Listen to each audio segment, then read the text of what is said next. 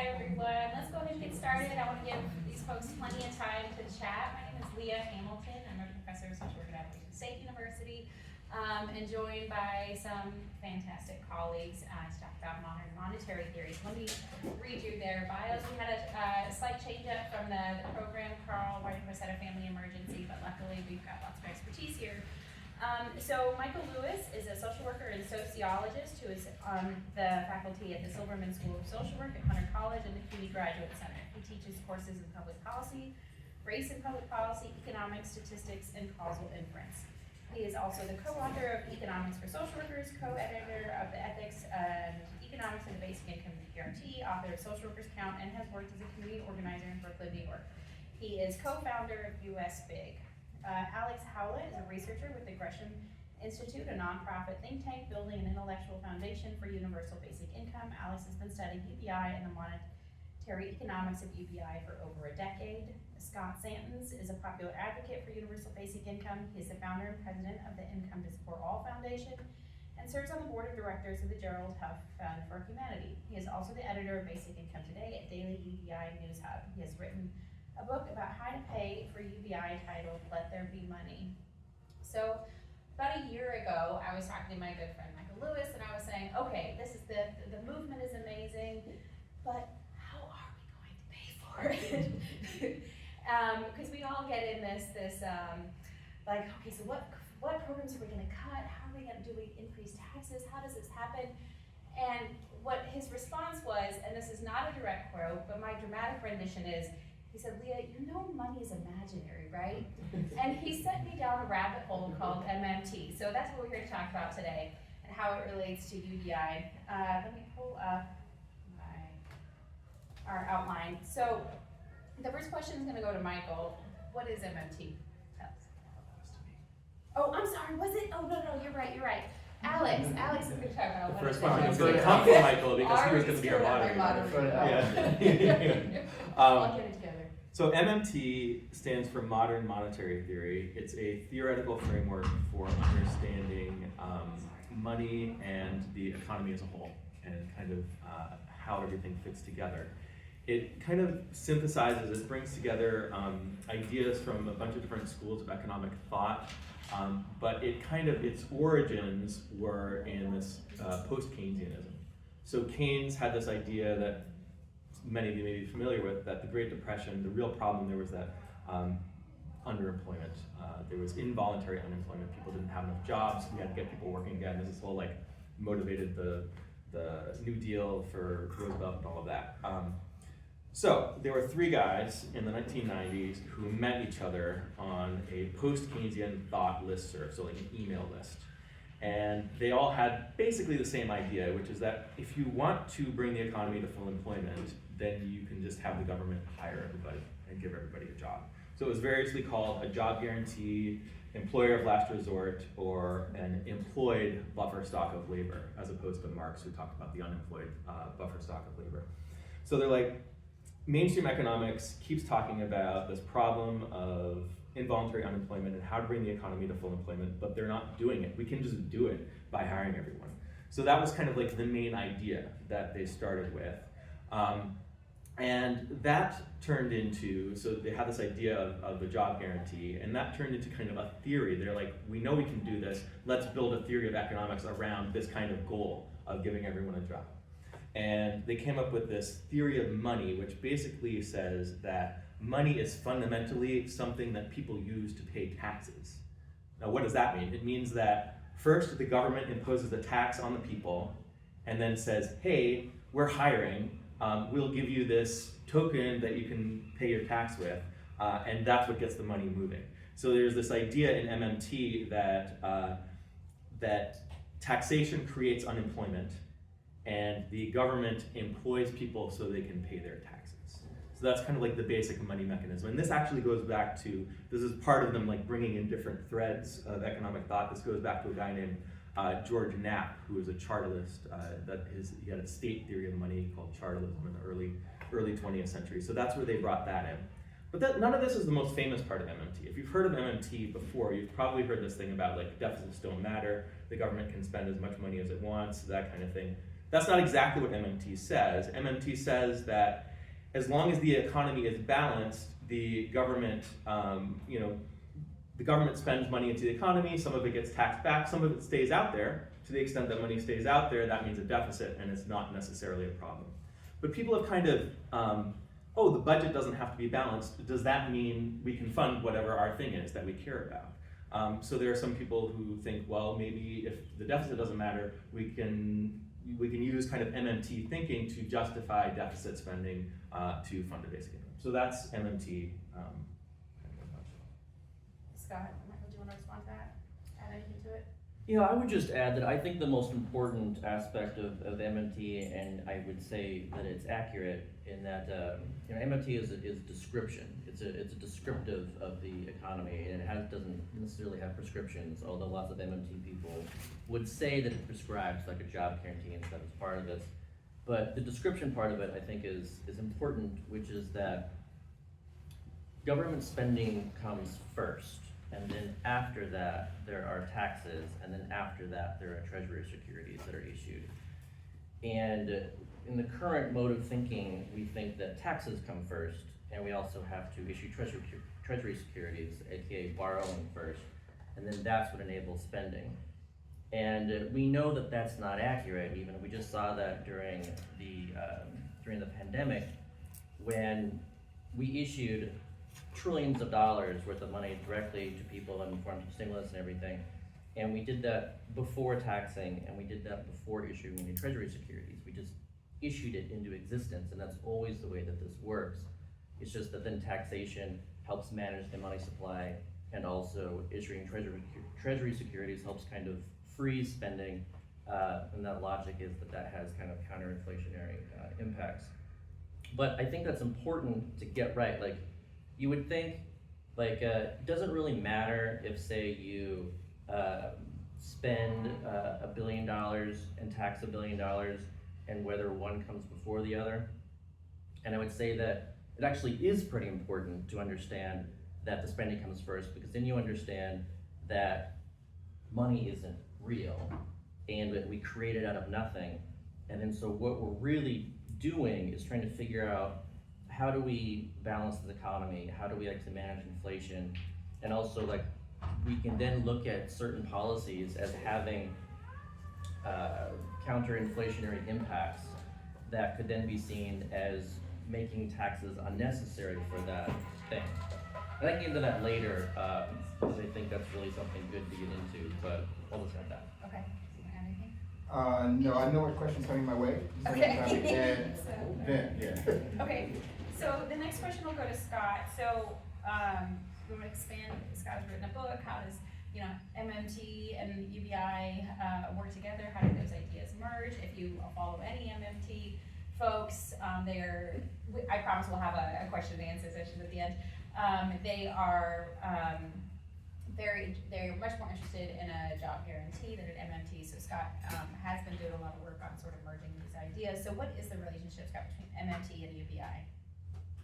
Yeah, so first of all, everyone here, I brought a stack of my books too, and you're welcome to grab a copy before you leave today, so just so you know that. I would say that like the way that I really like to talk about basic income is as this foundational floor. Like, I consider it as being a primary means of using money in an economy. And it's so primary because if you don't have it, like, let's say you believe that we should have universal health care, we should have universal education, and we don't have a basic income, then what ends up happening is that we spend a lot of money, and more realistically a lot of resources, on healthcare. So you're treating the lack of basic income, you're treating poverty, you're treating chronic economic insecurity, you're treating those downstream effects very expensively and very much more resource intensively than you would if you just avoided it in the first place by investing in this in the initial avoidance of these problems. And then same thing with education. We're putting kids through school, and what is the difference if a kid goes to school and it's free education, but they're hungry when they go to school, they go home to very stressed out families, The parents don't have time to help them with their studies. So you have kids, let's say they're just passing, they're getting D's through this free education. Whereas if you had a basic income for those families, then they could come out with, you know, A's and B's. So therefore the investment that you're putting into education could have much better outcomes. And then when it comes to like the job kind of component of this too, if we have a basic income, then people can have a much greater ability to choose the work that they want to do at the prices they want to do it. So we could expect that people would actually want to do a lot of unpaid work, even in volunteering, and they'd be really happy to do that. And that has, you know, positive consequences if people are choosing to do this work, let's say unpaid work for free, unpaid care work, that can actually subsidize care work and, you know, reduce the cost for everybody else that they're paying for childcare. And also because you create the power to say no through basic income, then that impacts wages, I think, in an important way, where the jobs that people don't want to do would pay more, and the jobs that people actually really enjoy could pay less. And those jobs too, those jobs that people actually really want that could pay less, that could actually, you know, have an impact on prices that could lower those. But so overall, if you look at this as that foundation, then you can see that, you know, it's not everything, but we have to make sure that that happens first. And then you can do these services, you can do jobs, you can do everything else, and it'll just be much more efficient. And because MMT looks at really the economic capacity of the economy, if you actually are able to free up a lot of the economic capacity in this way, then you can actually utilize the resources and the technology and everything you have in a much better way that actually, you know, generates more productivity and prosperity for everyone. Alex, do you want to respond to that? Sure.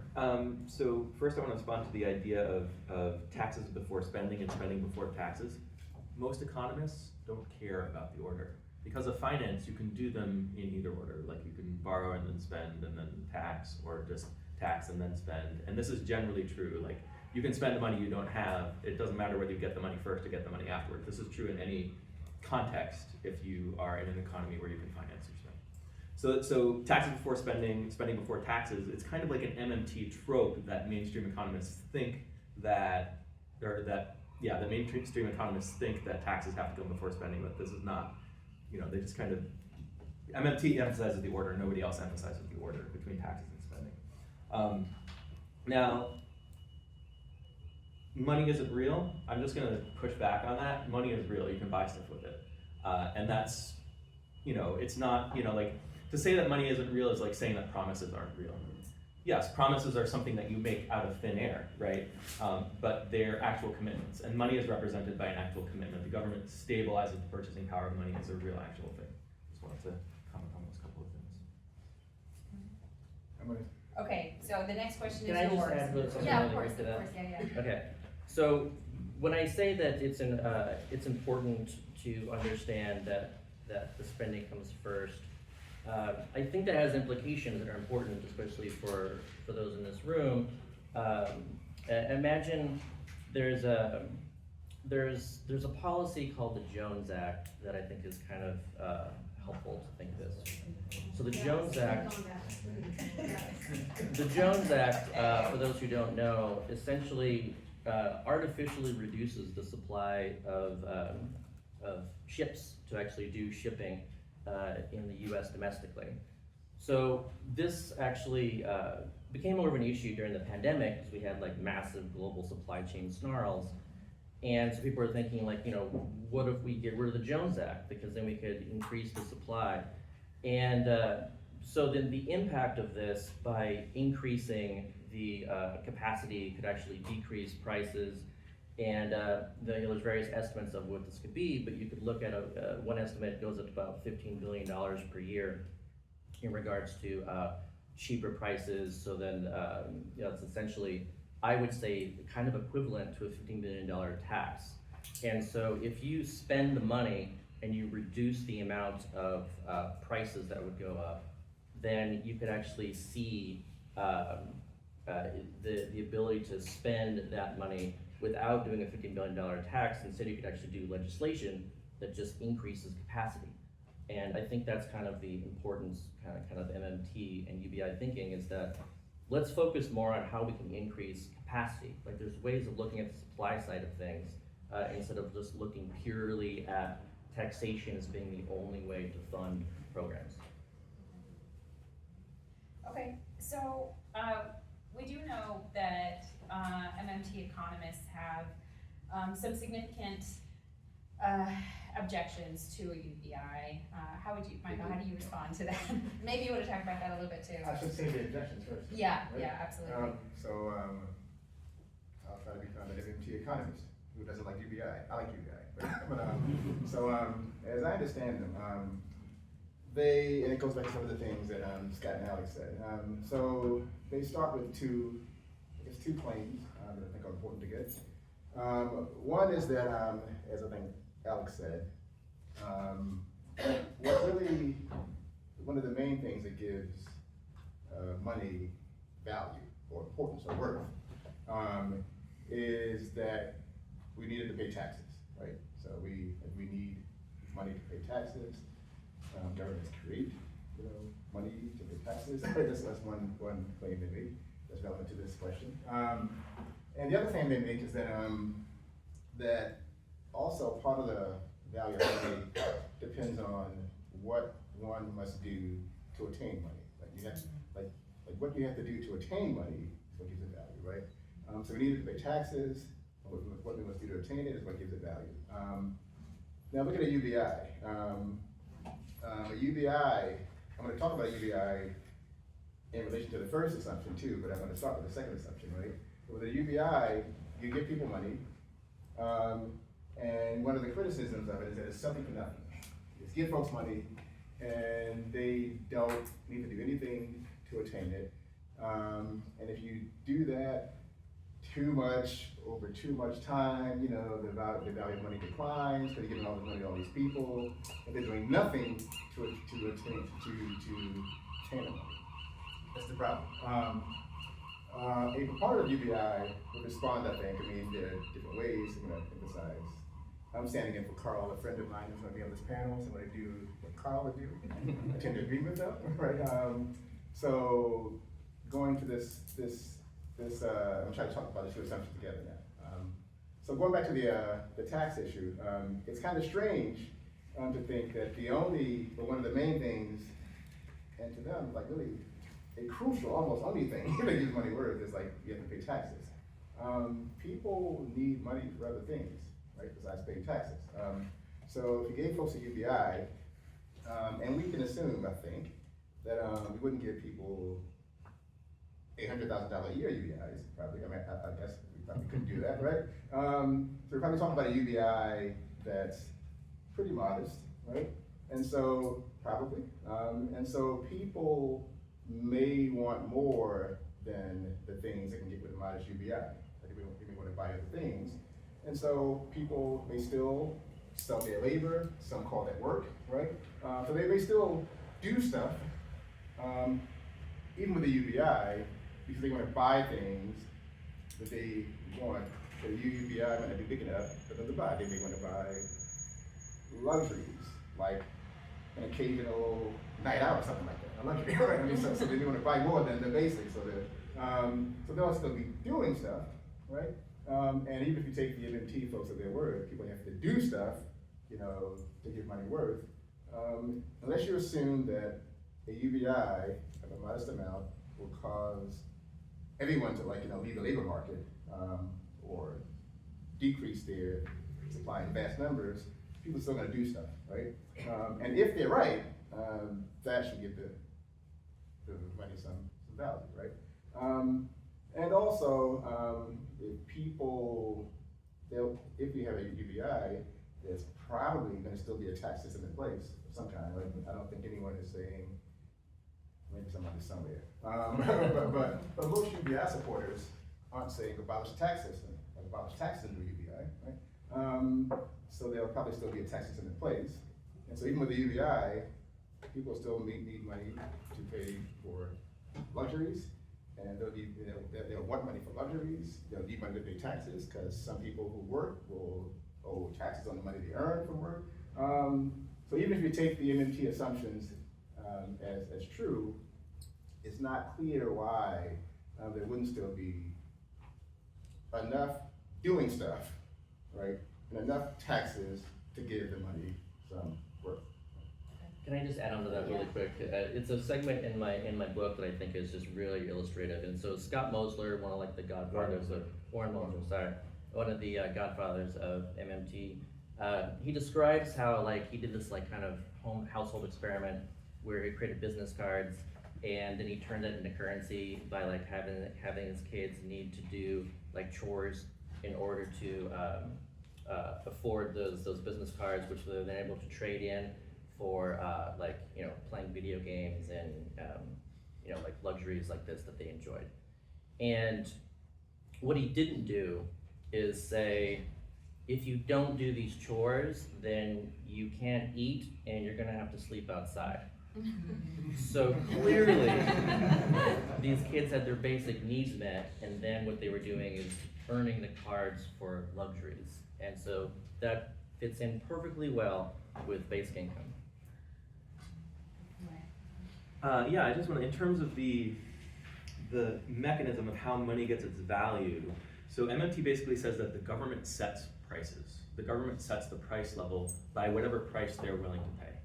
And MMT is thinking about this in terms of labor. So the government says, I will pay $50 an hour for labor.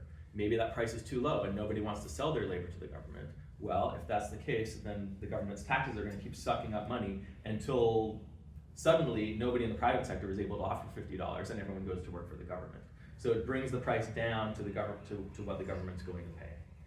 Now, this is problematic for UBI because what is the government paying for when it's paying out a UBI? It's paying for nothing. So essentially, it's paying, or if you're thinking about it as an MMTer, it's paying for zero labor. So it's setting the price of labor as infinite. So that feels like hyperinflation to MMTers. So a lot of times you'll talk to an MMT supporter and they will say, you can't do UBI, that would just cause hyperinflation because it's not tied to labor. Like the value of money is tied to labor and tied to taxes from an MMT perspective. Oh, and how would I respond to this objection is I would say that there are problems with MMT, which we're going to get into in a moment, but I would say that a deficit-funded UBI can be justified, but we shouldn't be using MMT as our framework for justifying it. Your second, we'll get to Q&A, I promise. Okay, so we've got one more question to the panel, and then we'll open it up to the audience. And there's a lot of different ways we can respond to this, but can you talk about some of the main objections to MMT? Alex, since we're going that way. So my main objection to MMT, and this isn't particularly connected to UBI, but it's in terms of the ontology of money, the nature of money, what money fundamentally is. If you have an economy, people need to trade with each other, and it's really inefficient to not have a standard thing that everybody trades into, and a standard unit in which to set prices. And this is kind of a fundamental problem that money solves. So we can define money to be that which solves this problem. It solves the double coincidence of wants, allows you to have a pricing standard, that kind of thing. The MMT story about money is, you know, you impose a tax and money is the thing you use to pay the tax. But really, if you think about it, there's a reason why the government is using a standard instrument to tax, for the same reason that everybody else in the economy is using a standard instrument to make payments, right? So a government could decide to tax in kind. They could say, like, every citizen owes me like 2 cows and 5, you know, bottles of Coca-Cola every, you know, 3 months or something like that. But they're not going to do that for the same reason that we don't do that in the private sector. So the government's motivation for using a standard settlement instrument, a standard pricing unit, is the same as the private sector's motivation. And it's true that the government is in a special role because they can manage the stable purchasing power of money, but they're using money for the same reason that everyone else is.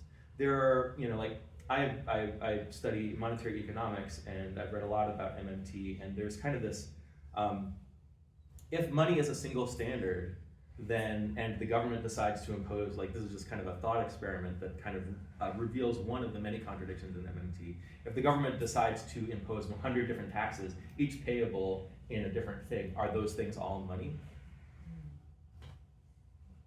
No. Yeah, so let's say the government imposes 100 different kinds of taxes that you have to pay, and each one is payable in a different instrument, right? Are there 100 different monies then? Oh, okay. Scott or Michael, do you want to add anything onto that before we go to the audience? No. Okay. Objection? Yeah, to MMT. It's not so much my personal one, but it's a standard one I hear. And it comes from, I think, mainstream economists. They feel that MMT folks don't recognize, as I think Alice got into this earlier, that debts do matter, budgets do matter, because they claim that MMT folks say these things don't matter. Like they say you can spend as much as you want, because the U.S. creates its own currency, it owes debt in its own currency. It's a currency sovereign, monetary sovereign. That means it creates its own currency. Other countries don't, and so it owes the debt, and it owes in its own currency. It can always print money to pay off the debt. And so people say it doesn't really acknowledge that debts matter, budgets do matter. But to defend MMT, that's not true, right? They do think these things matter, but they matter when it comes to the real resources available in the economy to produce them, right? So deficits matter and debts matter if you pump too much money out to the economy and you can't produce, you don't have enough resources to produce the things that the money is chasing, and then you get inflation. So it's not really fair to them to say that these things don't matter. But that's often criticism of MMT. I think you were first. Go ahead. Thank you so much, because I'm just chomping at the bit. Okay, I have a real problem with MMT because they call themselves a theory and they keep talking about it in academic terms. I would like to know how many people in this room still understand MMT now after the panel has told us. I This is don't. what we're talking about. Okay, so what I do is I do something called Money Club. I do this for a general audience or even high school students. I do teach-ins. What I do is a money exploration with people so that they can change their mind from the user's perspective towards money, right? We use it every day, we earn it, we buy things, we save it. We want to change from that mindset to actually inviting people to redesign money and to think about money as a tool. And I talk about how is money created and destroyed, and that is something that people don't actually know because we don't teach it anywhere, right? And so I think modern monetary theory is actually not just a description. It is like, okay, do you know how to tie your shoelaces? Do you know how to butter your peanut butter? Put your peanut butter on your sandwich, making a peanut butter sandwich. It feels very hard if you start describing it as a theory, because it's not a theory. There's an actual mechanism for how money is created and how it enters the world and how it leaves. And how the ecology of money is created. Those are not things that are theories. Those are things that are happening to us every day. When we go to borrow money for our car, we're creating brand new money, and people don't know that. We think we're borrowing when it's not happening. Yeah. Right? And when we actually pay back the bank, what we don't know is we're destroying money. Right? The money actually disappears again to close out the loan, the principal of the loan. It doesn't just get put back somewhere and stay in the ecology. It actually vanishes. So it is created spontaneously by debt and then closed out also when we interact with the bank and we pay back a debt.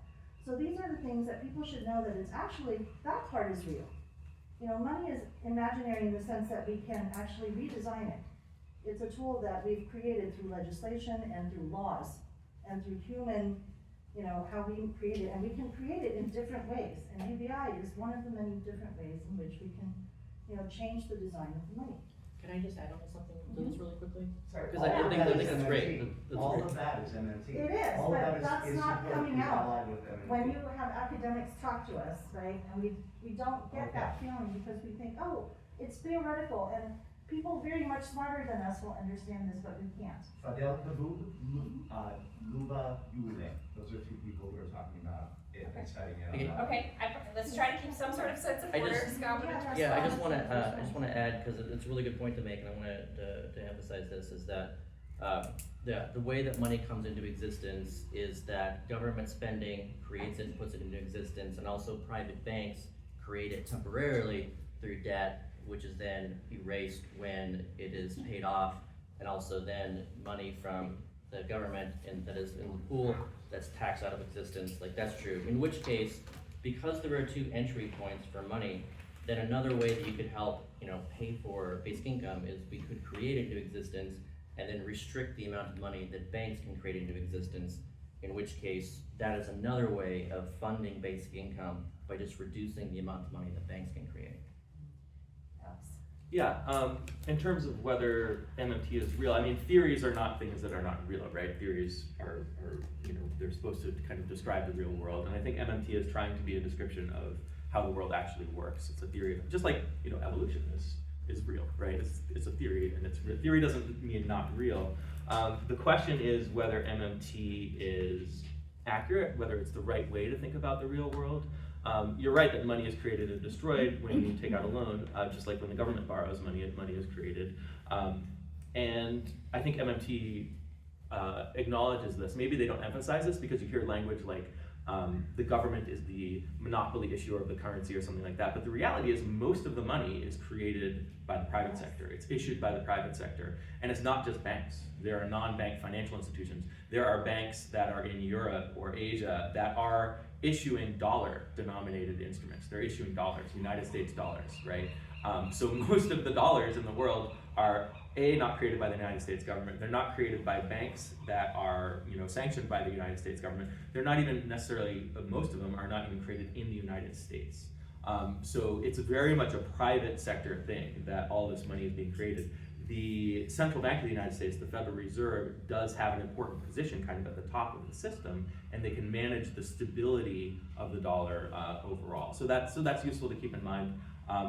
I think we shouldn't criticize MMT for not being a description of the economy, but maybe we can criticize it for maybe not being an accurate description of how money works and how the economy works. I'm also a trained sort of background in MMT economist. And I totally agree with your point about it being called modern monetary theory, whereas I personally think it should be called modern monetary analysis because we've been using theory very much in a scientific sort of term. And to summarize MMT for people, I think the most easiest way to say it is that inflation matters more than deficits, and spending can actually be deflationary if it creates more productivity with that spending. Which is very useful for all sorts of policy. I was gonna think of asking a question on potential of using MMT to do things like eliminate income tax, because that really is one of the main things that keeps people from thinking that we can spend money on a personal level. Is they think, well, I'm gonna have to be taxed for this. At least on a very low level, you could eliminate that. Or on Mark Blyth's idea of folk economic models, about challenging those and really instilling new folk ideas of models. But I wanted to touch on MMT's main objection to UBI is actually, I believe, that the lower and middle class tend to spend most of their money, whereas the upper class tends to lock away their money in investments. And so the idea of a lot of these MMT economists is that when you give money to the lower and middle classes, that is the most inflationary spending that you could possibly do. Now, I have my own objections, but I'm particularly curious to hear what the panel's opinion is on that, on UBI being potentially very inflationary. Yeah, so first of all, your description of what MMT actually is actually something that's true. Everything she just said is right, but I also don't think it's a description of MMT. I think MMT has this fundamental, like, labor gives and the government give value to money thing. It's not just kind of like about inflation and that kind of stuff. But the question was, I didn't want to respond to your question too. What was it again? Even though people like The Economist have debunked, like, they're a very conservative economic magazine, they pretty much said, yeah, hyperinflation is not a thing. That spending in the giving money to poor middle people class is inflationary, right? Yeah, I mean, I think that's exactly right. My response to that would be, we're currently pumping money to consumers through the financial sector. I think Scott mentioned this earlier, that we are, right, UBI is, the government gives everybody money to free equally, everybody money for free equally, right? What we do now, the current system, is that we use monetary policy to stimulate the financial sector, right? To kind of encourage more lending, more money creation in the private financial sector, that some of which trickles out through jobs and stimulates demand. So UBI is an alternative to that, right? So UBI, you give people money directly and you can rein in the financial sector, right? And you don't have to create unnecessary jobs. One of my mantras is, people need money, not jobs, right? Jobs are for when you need to pay people to do something different than what they would ordinarily want to do. And this is kind of one of my main objections to MMT, with the focus on labor and the focus on workers, is that you're treating people as inputs into the economic machine, and not only that, you're forcing them kind of to put more input into the machine than the machine actually needs. You could just hand people the money. I was gonna say something, but I wanna get the John's word, sorry. Okay, I think I saw a hand here, sorry. Yeah, I guess I have a clarifying question about inflation. I implement a GI pilot in DC, so I'm pro like giving people money. But how, if we had a UBI, does inflation not happen? Because wouldn't employers or sellers not adjust to the inflated income? So over time, like if I was a small business owner, I'd be like, okay, so I can count on my employees getting this whatever X amount of money a month. I can pay them less, so that they will still have at the end of the day the same income as they had before. And also the fact that because of supply and demand law or whatever, there's always going to be people paying more for something that they want. So like now, people pay more than half their income towards housing. They don't want to do that, they just have to. So is there, with like, when you're thinking about implementing a UBI, is there an assumption that regulation will come with that? Or / like how do you regulate capitalism? Okay, I can do that one, if that's okay. Yep. So the first part is, I would mention that there's definitely a difference between like EITC and basic income. And so a lot of people, will say, oh, we should do the income tax credit because you're actually directly subsidizing, people who are working and, not people who aren't working. And what the result of that is that employers know that there are these subsidies, and so then they are able to actually pay people less. So that subsidizing of especially low wage labor already exists. But with the basic income, because it is independent of employment, then you actually have that bargaining power impact. So yes, some jobs could pay less because they recognize this, but they would only be able to because people really want those jobs. So we could say that's a good thing if people really want these jobs and they're able to do that, whereas right now, let's say they're unable to afford to do that job. And then on the flip side of it, you would have certain jobs have to pay more in order to do those jobs, and that's not true with something like the EITC and stuff as a subsidy. So I think that's where it's really interesting, where you get those two components where yes, you could pay more, and yes, you could pay less, but it really depends on the supply and demand for those particular jobs. And the other thing I would say in regards to like housing and rent, this actually ties in to your comment in regards to like the ability to kind of focus on taxes other than income taxes. So like I really like a land value tax as a way to expand the housing supply and bring prices down, encourage development, and if we are able to use a land value tax to help manage inflation by pulling money out, then you have those added effects, like positive effects from that tax, in which case we start thinking, what are the better taxes? Like income tax, is that the best tax to be doing? What should we be taxing? Like, let's tax carbon, let's tax things that we don't want, let's tax things that we want less of. And I think that those do go hand in hand, and we do want to look at basic income and what are kind of these other regulations and taxes that go along with it. Okay. Sorry. Okay, so, We which should one? go to Marco, because I kind of Oh. promised. Okay, we did promise Marco a question. Okay, go ahead. Hi, y'all. My name is Marcos, and I'm a rapper. It's like a Rappers Anonymous meeting. But like during the pandemic, I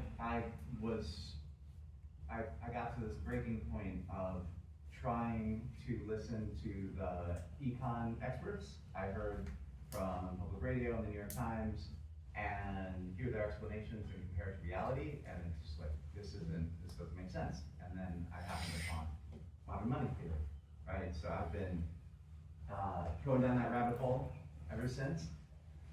So I think I will have a question, but I'd just like to sprinkle in why it really matters. It's exciting to live in this time. This is a big potential paradigm shift in how we think about politics and economy.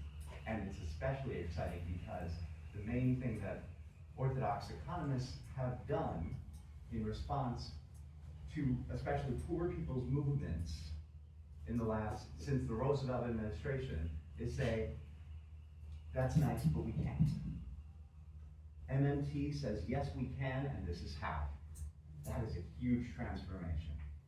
MMT gives a powerful framework, especially Fadel Kabou, a Tunisian economist, gives a powerful framework for decolonization. He talks about three sovereignties. He says a country is sovereign, or you can even think of this individually. You're sovereign if you've got monetary sovereignty, food sovereignty, and energy sovereignty. It's a powerful framework that he's working on decolonization and decarbonization within. Luba Yuli is applying this to gentrification in really interesting ways. And decolonization, Jones Act, sir. You're familiar with its impact in Puerto Rico?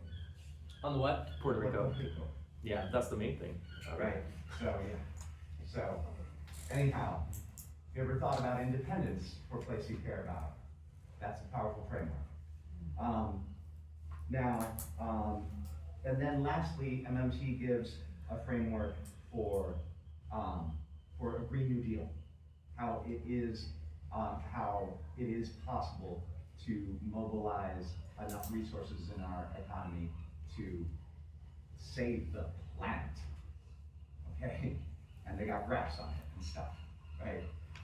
So I just encourage people to keep listening to different perspectives on it and go to the source for at least some of it.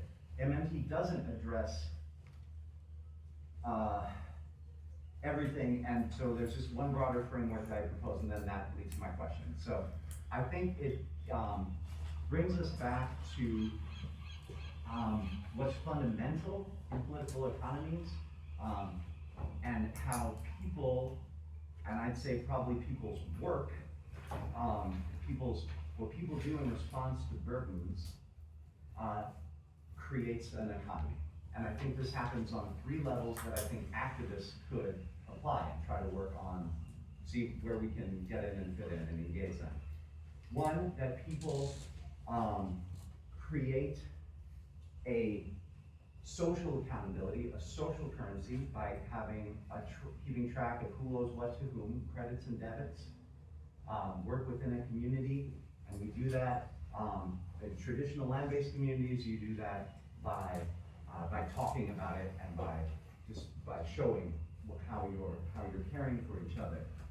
And I think a territorial recognition is recognizing that accountability. I want to enter into that accountability, for example. Two, people make money by making loans. Those loans could be given with no interest, but today they're usually given with the expectation of getting back more than you did. Those loans can be given on the basis of profit sharing, right? That's another model. What kind of, and that's finance, right?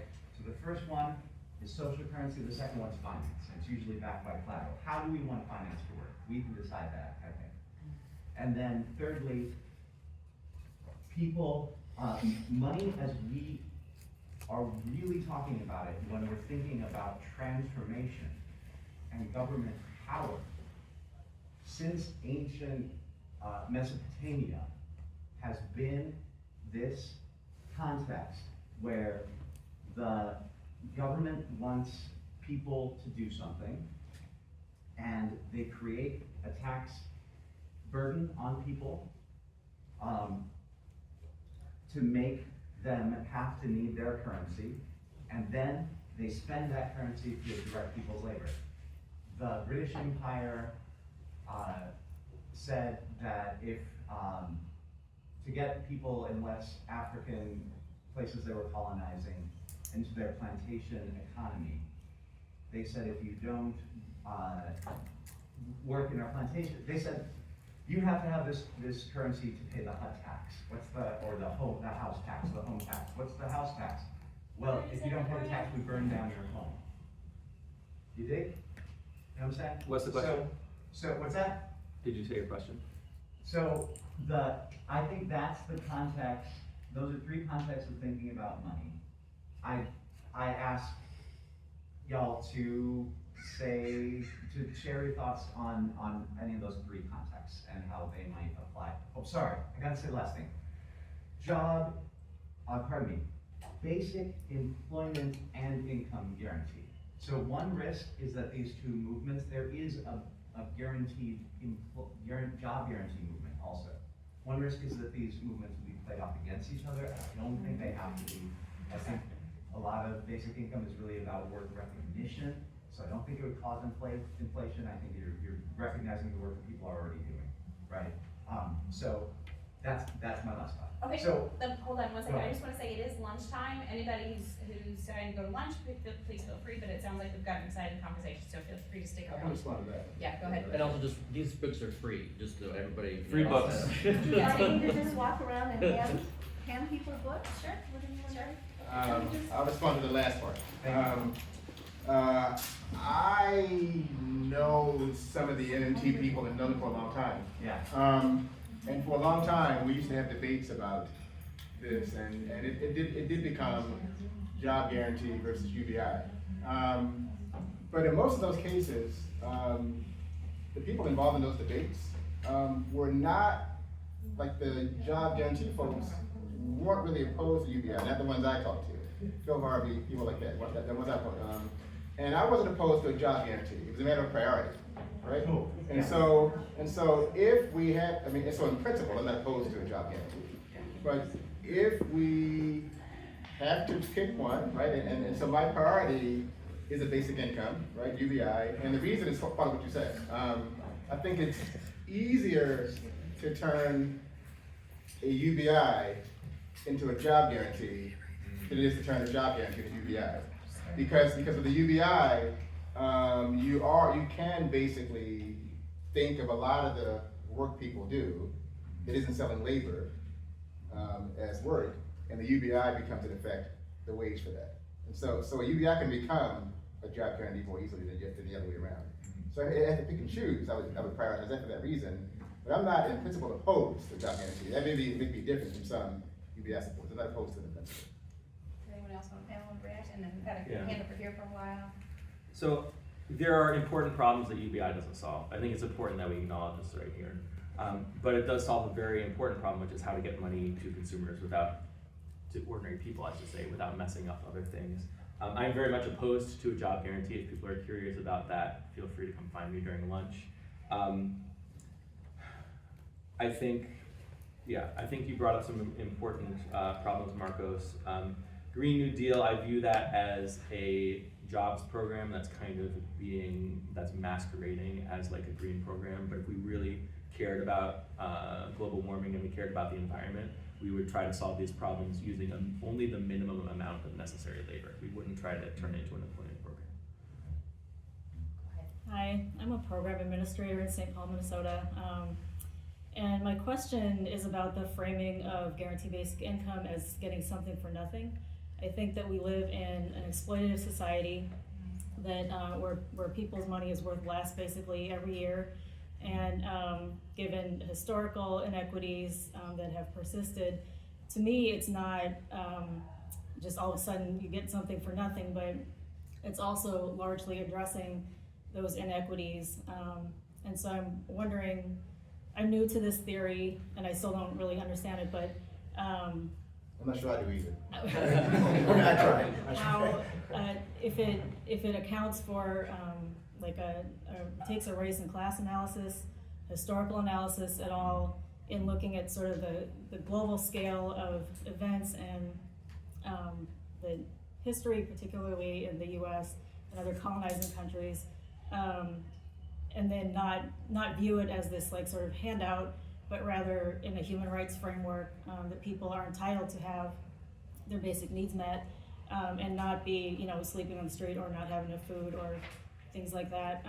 And then whatever inflation or other effects might happen as a result of people actually having their human needs met would just be something that we would adjust to, because it's not okay for people's needs to not be met, and that would just be what it is, but we can't continue this way. I'll just put it as, the something for nothing thing I hear all the time, so here's just a few things for like messaging and respond to that. First of all, basic income is not something for nothing, it's, you could say it's something for anything. So it's a very different perspective to say that, you know, anything can include nothing, but anything also includes everything else. And another thing is something for nothing. Well, what about inheritance? That's something for nothing. And so the person saying that should be for 100% inheritance tax. Are they? Probably not. And what's the third thing as far as something for nothing? Oh yeah, so something for nothing. How much are we paying for the air that we're breathing right now? How much are we paying for the sunlight? Like, so there's certainly things that we get without paying anything for it. Right, I mean, I'm an administrator, so I that wasn't quite my question, but. I just think you were asking for And then the for second part of communication. your question was, how do we I think it's reframe this as a human right to basic security and not. Right, like I see it as part of a human rights Yeah. to have basic income, not that people shouldn't have something without labor. So personally, I don't think of universal basic income in terms of human rights. I don't think of it in terms of basic needs. I do think of it in terms of when the way we get people their money is broken, it causes all kinds of other problems, right?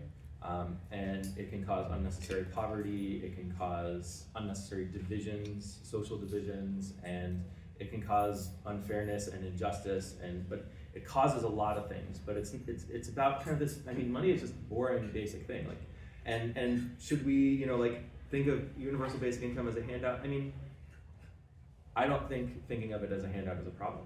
I think it's okay to hand money out to everybody because people can only benefit from the economy if they have money to spend, and we're handing out money anyway. We're just doing it through jobs. We're doing it through full employment policy, and that's a really inefficient way to do it. But you're bringing up kind of historical analysis, race and class analysis, and I'll go back to there are problems that universal basic income doesn't solve. It solves an important problem, right, of how to get money to people, but it's not necessarily appropriate, and maybe for marketing purposes we can kind of make it about kind of all of the sub problems that it causes when the way we get people money is broken, but it doesn't it can be it's like if you're not filling your potholes, that's kind of a infrastructural issue, and universal basic income solves an infrastructural issue. But you can also say the potholes in the poor neighborhoods are the ones that aren't getting filled in. The potholes in the black neighborhoods are the ones that are not getting filled in. So you can kind of have a story. I think there's room for kind of racial and class analysis and historical analysis too. But there's a more kind of just fundamental, simple problem that universal basic income solves. And your question about inflation I think is really interesting, because if we have the resources to provide for everyone's basic needs, we can do that with or without inflation, right? And if we don't have the resources to provide for everyone's basic needs, then no amount of inflation is going to help us get there. So I think inflation is maybe a separate question. Yeah. I think Alex and I may have a difference, but your hand was up first. I want to make sure everybody has a chance. Go ahead. Yeah, perfect. Thank you for the panel. My name is Ro. I'm from Disability Practical Possibility, and I also administer a pilot in the DMV area, and my question is, what now? With this information, I'm new to MMT. I don't believe that we're going to necessarily intellectualize ourselves out of this issue around poverty and narratives that undergird these issues. So I'm wondering, what are some practical next steps as we go back to our communities that you recommend for us to share, whether team messaging or think about advocacy tactics that you would see work, and also considering MMT as part of the conversation?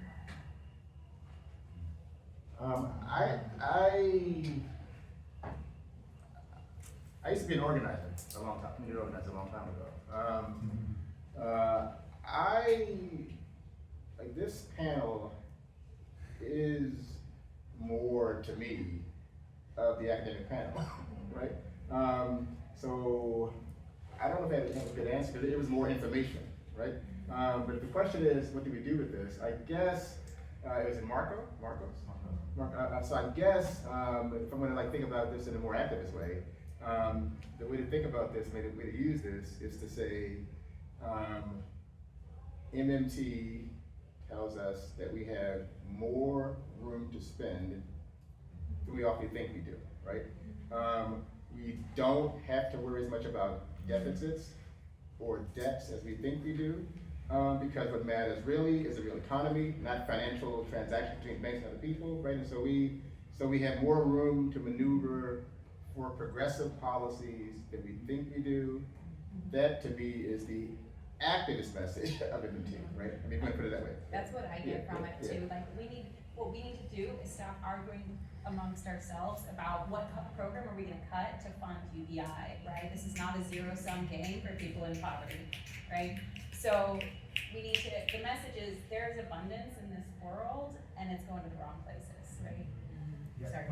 I think what we're talking about here is really hard to apply to the local level. Because we're talking about running government deficits, we're talking about a situation where you have a whole nation where the debt and the deficit is growing and growing, the debt is just growing and growing. We can't really do that in a local community. So I think most of what we're talking about here doesn't really apply to kind of local pilots. It's more kind of a national level or even global level type thing.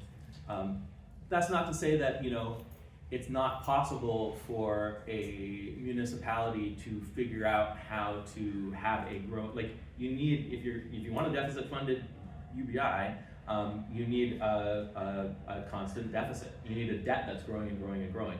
So you need to figure out how to do that at the local level, and that's a lot harder to do at the local level. Yeah. I think it'd be useful just to get talking points, economic talking points about the tropes. And I don't really know how, other than it'll increase inflation. That's the only one in my head of like the economic downside. So it's not about justice or any of these other stuff. Like, okay, that all sounds great, but if we increase inflation, that's bad for everybody. People are trying to help. So what are the like simple arguments against, and like what's the counter argument? Sort of like we were earlier about the something for nothing. Are those takeaways we can just walk with? I do think it lends itself to, I don't know, rights-based spending, as in like, you know, we acknowledge that everyone needs to eat, that everyone needs housing, we acknowledge that we have enough food for everyone, we acknowledge we have enough materials to build enough housing for everybody, in which case, let's do that, like first and foremost, and then we can figure out, okay, well, you know, what are the taxes, what are the policies, what are the things that we do in order to, you know, manage inflation, but understanding that that's secondary to the point that first and foremost, we need that foundation. I think you had your hand up a while ago. Sorry, our poet in the back. Oh, I did, but I think it was already maybe answered because around the local, like it's sort of like, I guess I'm always thinking more like bottom up. My question with this is just like, why is it important to focus on this on this level? Like, look, and it's been answered. It's okay. like, Does anyone not had a chance to jump in? I'm not sure if there was a chance. Okay. Did you have your hand up again? Sure. But I can also ask after. Okay. Yeah, just to follow up to my previous question. So just to make sure that I understood. So you said the UBI, the way you're thinking of it, would come with regulations. So like the land tax, could we not just do more things like land tax without the UBI to redistribute, to keep those funds redistributing. So, because if you're just giving everyone this extra money, you have the same economy if you're just moving it $1,000 a month higher. So No. could you not have the land taxes and more redistributive policies without the UBI to get people more money? Well, so I wouldn't describe the land value tax as a redistributive policy. You know, this is just a way of taxing money out, and I think it's a way that has good incentives built into it because it encourages more supply. And also say, you know, I'm less interested in something like, you know, some strong price controls, like, you know, rent control measures versus say, why is it that we limit and say you can only build single family housing here? Like, so I want, like, I think UBI laws and these kinds of things too make more sense. Like, I want us to focus more on supply. Like, let's actually increase the supply as much as we can. And that's not to say that we don't need anything else, but I do think it's important to make sure that the UBI, again, is this foundational policy. And then the taxation, you know, it's still important, regulations are still important, but you can't only do the regulations and the taxes. I've been around UBI talk for a long time. I'm kind of old, so I've followed this for a long time, and I've heard many people talk about a land value tax, the way to say, it's the tax value plan to like finance it. And over the years, I've gotten more ambivalent about this idea because I think land value tax, and I think about land acknowledgements and why we do that, and I don't know if the land value tax should be used just for UBI. Maybe it's just like the history of colonization and whose land was taken, that makes me, it gives me pause. Yeah, also It gives me pause. a little bit of, like, I guess, some things, like where I'm coming from. So the way I think about like a UBI, and like I said, we do a GI pilot, so it's not like someone as wealthy is getting the money. The way I think about specifically labor, which is what MMT is like grounded on, and people don't get paid what they should be paid because big businesses have power over wages, and so they're underpaying for the labor of people. And so in my head, like a GI sounds wonderful because you could tax the corporations or make sure they're getting taxed properly and give the stolen wages back. And I think that's why I don't know about a UBI because you're just giving I think you're just elevating, like you're just moving the supply line. But, yeah, okay, but you're not, because UBI doesn't mean that everyone nets that extra money. So it always is paired with a tax of some kind. So you have people who are net recipients, and you have people who are net payers. When it comes to like a land value tax, I would say, like, you know, who owns the land? Like, who are the landowners? Like, we know who the landowners are, and we know who the ones who don't own land. So if you look at it that way compared to when it's tied with the basic income, everyone who is not a landowner just receives the basic income. Everyone who owns land receives the basic income and pays the tax, in which case you could pay like $1 million and get $10,000 back, in which case you are definitely a net payer. And it's very progressive when those two are combined. I'm looking more at it though, and I have sympathy for that. Right. I'm looking more at it as who owned the land. Who owned the land? We don't own it now. And who is it taken from? You know, and if we're going to tax land, then who do we owe the revenue to? That's what I mean. So I hear you, but and this goes beyond this country, right? So you have a lot of interesting questions, by the way. But your question about, you know, will prices just go up and we'll have a new baseline, right? I think that's an important question because there's nothing about UBI in particular that would cause prices to go up, especially if you're swapping it in for another money industry. What's that? Yeah. I think it's greed. It's not necessarily. Well, whether it's greed or some other mechanism that's causing prices to go up, in order for that to happen, people have to be willing and able to pay those prices. So you can imagine a scenario in which the companies are maximally greedy and they're trying to get as much money as possible. They want to maximize their profits.